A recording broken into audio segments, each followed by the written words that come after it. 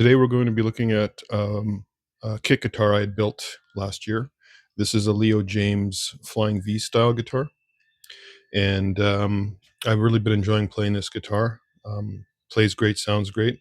I've put a few upgrades on it from what come with the kit. I'll get into that in a minute. The main focus of this video will be swapping out the potentiometers, and the reason I'm going to be doing that is that the knobs that I had purchased, these guys here, they're a slightly different size than the potentiometers that came with the guitar, like the shaft. So what I did in the short term was I just took a little vinyl tape or plumber's tape and just wrapped it around the spline of the potentiometer shaft, just to prevent the knob from slipping off. Now there are grub screws that hold this in place, but I guess where they're located and the length of this shaft, they don't really grab very well, and when they do grab, they're a little lopsided when you go to use them. I don't know if you can see that in the video, but it's kind of wonky. I mean, it works, but I mean, this was temporary. I just wanted to, try them out, see how the guitar sounded. And they're fine. There's nothing wrong with them. I just need to put a different size in here. So in order to do that, we're going to need to take the strings off, pull these out, and we're likely going to have to ream the holes out a little bit to accommodate the new pots. And so that's the main focus of this job. While we're discussing the guitar, before we start dismantling things, I'll just quickly touch on a few of the upgrades I put onto it. What I've added here is a Music Lily roller bridge.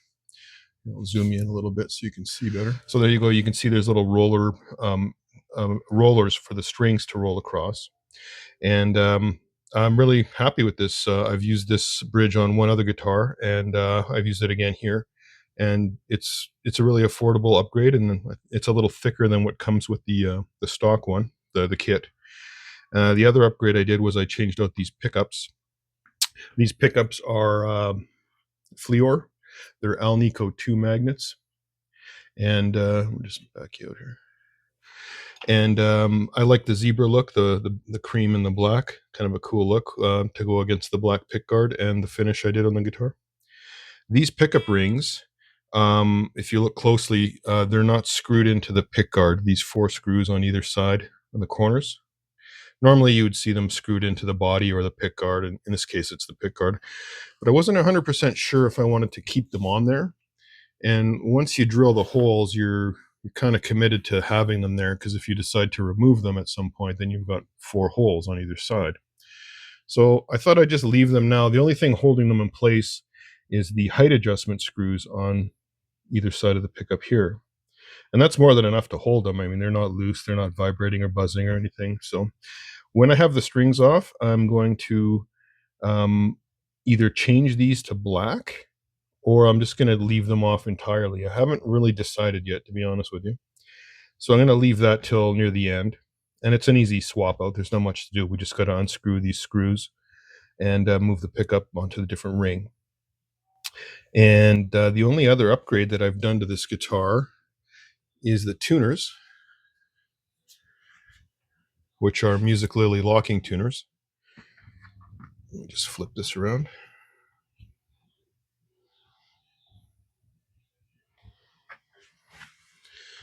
So there you go there.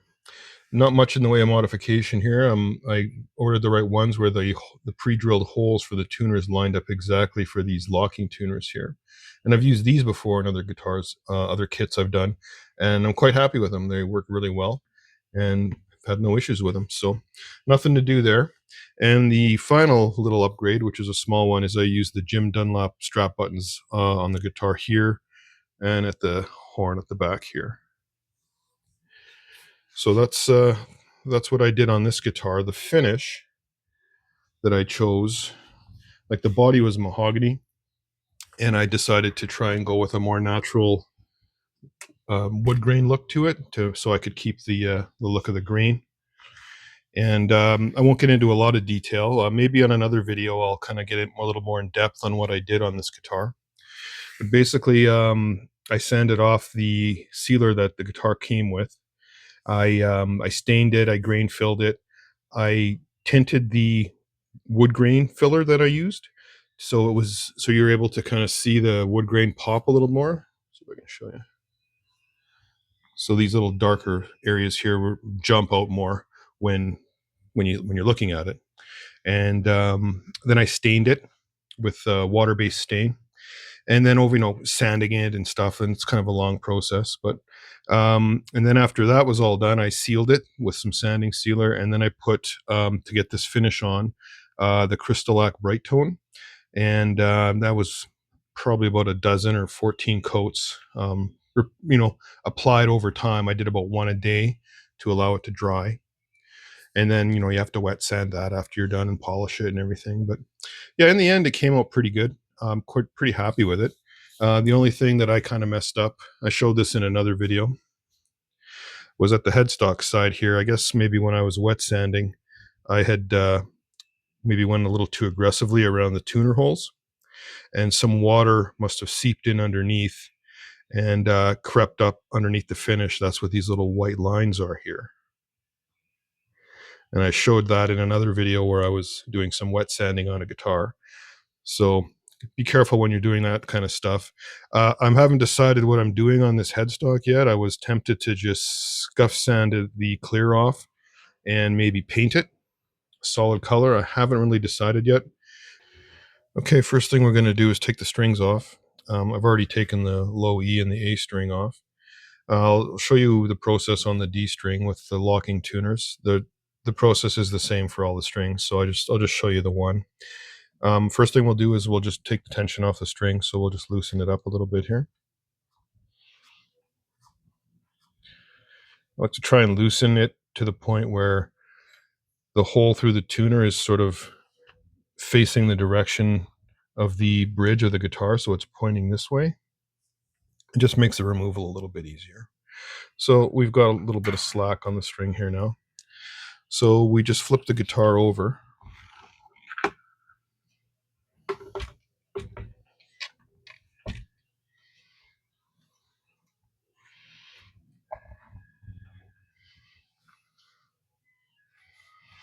And this is the tuner we're looking at here. And this circular piece here is the locking mechanism, which you use to tighten and loosen the lock on the tuner. So we're going to loosen it off by turning it counterclockwise, just like so. And just enough so it's got some play, a little bit of wiggle room. And then you got to be careful too. Some of these tuners, if you keep loosening, this little piece may fall right off.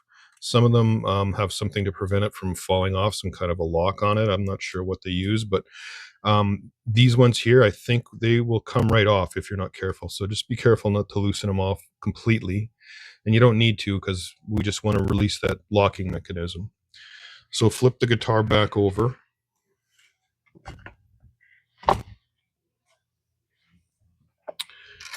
Oh, there we go, and the thing just popped right out. So you can see that little tail here. That's what's in the locking mechanism, this little piece here on my finger. And inside that tuner, it basically pinches the string and locks it in place, which makes string changes, super easy, super quick, fast. You don't need to do, your winds around the post with these types of tuners. And they seem to be better for tuning stability, I found too. So yeah, so that's the process for removing the strings. After you've removed the string, I would suggest just tightening the tuner back up on the back. Show you.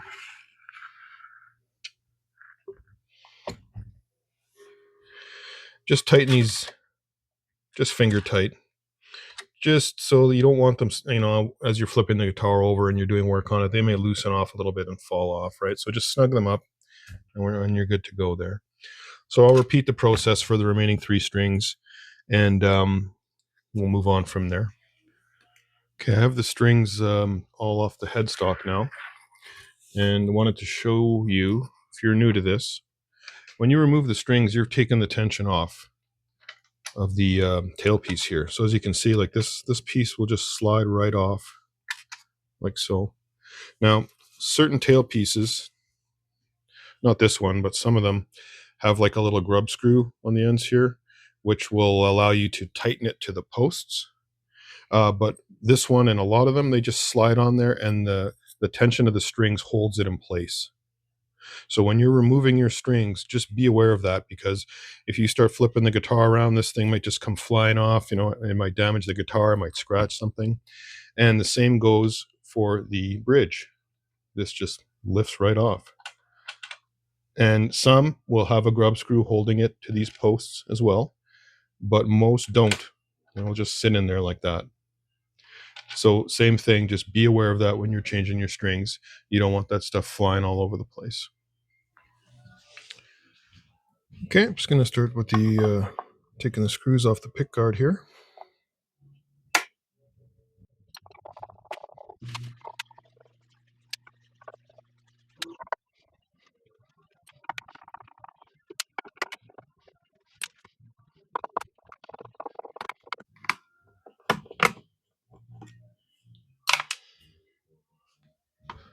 The screw on the pickguard, because I've put this pickup ring on here, that screw is just a little bit covered up. It's not a big deal. You just kind of push it out of the way, but that's one of the things that you run into when you're adding stuff like this.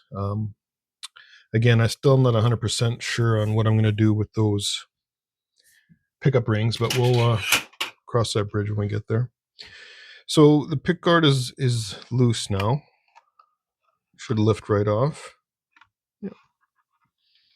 Okay. Okay, next step I'm going to do, I'm going to loosen off the potentiometers here.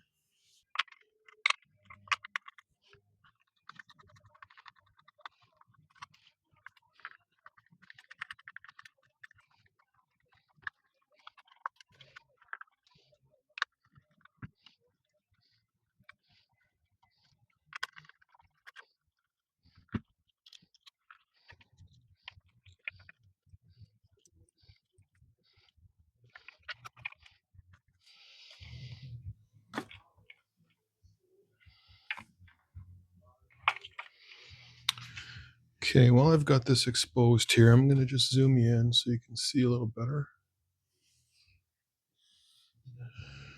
Now, this particular kit, everything comes pre-soldered, like the potentiometers. I'll give you a better look at this once I actually remove them off the guitar. But everything comes soldered together, and they also come with these little clips, and you just basically plug in the appropriate wire to wherever, pickup wire, output jack, whatever. Everything comes with a little clip, and you just clip everything in. So it's really, really great. You don't really have to do any soldering at all. But because I've made some modifications to this guitar, I've also made some changes to this wiring. I will show you that a little. I'll get a little better image of that later. But I just thought I'd show you these little plugs while we've got this off. I think I might have to. No, I think we can leave the pickups. Yeah, they should be okay. I got enough slack here. Let me just move some stuff around. I'm just going to cut the bridge ground off because I'm going to need to resolder this anyway.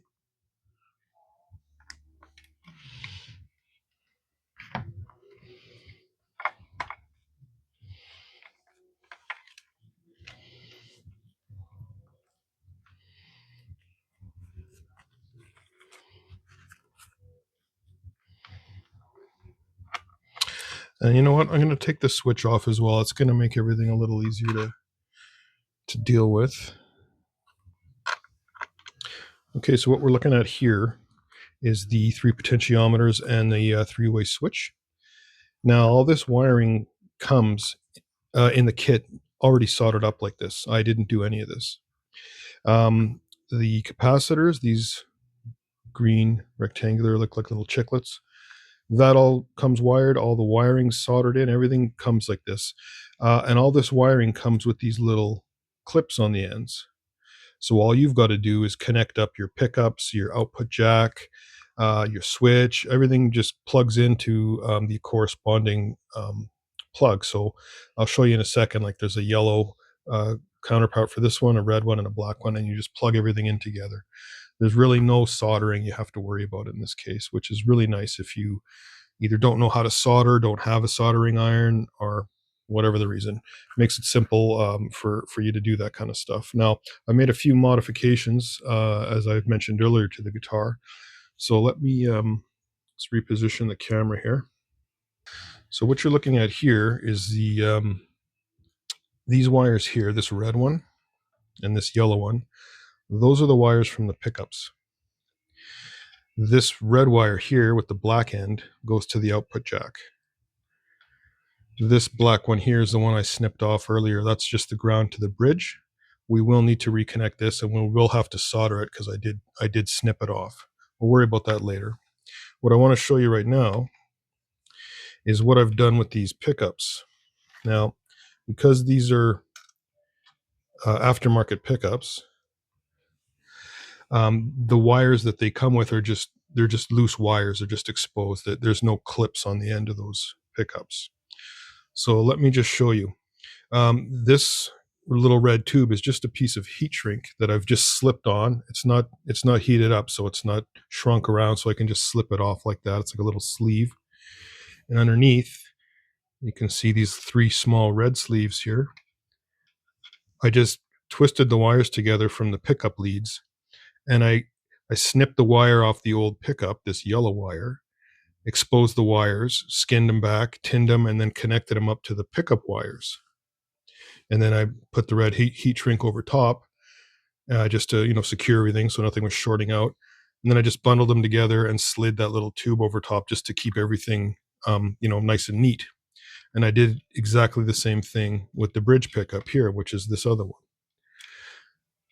And the reason I did that is because now if I ever want to change these pickups, or in this case, we're changing the electronics out, all I've got to do is unplug the clips, remove the pickups or the potentiometers and the switch and whatnot, and I have an easy reconnect point now. I don't have to solder anything because all these connections are here. And if I ever wanted to, say, replace the pickups again, I would have to snip these little tails off that I've created here, but I could resolder them the same way with new pickups, and then again just use this clip to connect everything together. I find the reason I did this was because this came with the kit, and I thought, well, why not use them? Like, it makes everything so easy. All you got to do is just make your connection. And the only other thing I did is also put some heat shrink, this blue stuff on the outside, just because I knew I would probably be doing stuff like this repeatedly, pulling the clips apart, putting them back together. So it gives it a little bit of strength. It helps prevent things from pulling loose, right? That's all that blue stuff is. And I did that on all the connections. It's just a piece of heat shrink. So just a little tip, you don't have to do this. I mean, you can just solder all this stuff directly to the pots, to the switches, whatever you want to do. But I thought, why not take advantage of these little clips? They make your life a lot easier, and they work just fine. There's nothing at all wrong with this kind of a connection. I've been playing this guitar for a few months now like this, and no issues with it. So just a little thing I thought I'd share with you. So what I'm going to do now is I'm going to take some measurements of the potentiometer shafts, and because I'm pretty sure I'm going to have to remount these holes to accommodate the new pots. So let me stop the recording, and I'll be back in a second. Okay, so I've got the new potentiometer here, and what I've done is I've measured the shaft at the threaded area, and that's about 9.27 millimeters. So what I've done is I've got what's called a tapered reamer, and I've marked my reamer just with a Sharpie, with a little black Sharpie mark there. So what that does is it tells me how far I've got to go into the material before I need to stop. So I've already done this first hole here. It's just to show you, so you can see, well, hopefully you can see the black line there. There is actually 2 black marks here. That's for a different measurement I took, but we're looking at the first one here. So that's about as far as we went. I didn't have to take off much. And just as a little test, we'll slide the new pot in there. She fits perfect. So I'm going to do that for the remaining 2 holes here. Just ream them out a little bit to accommodate this larger size pot. and then we'll move on.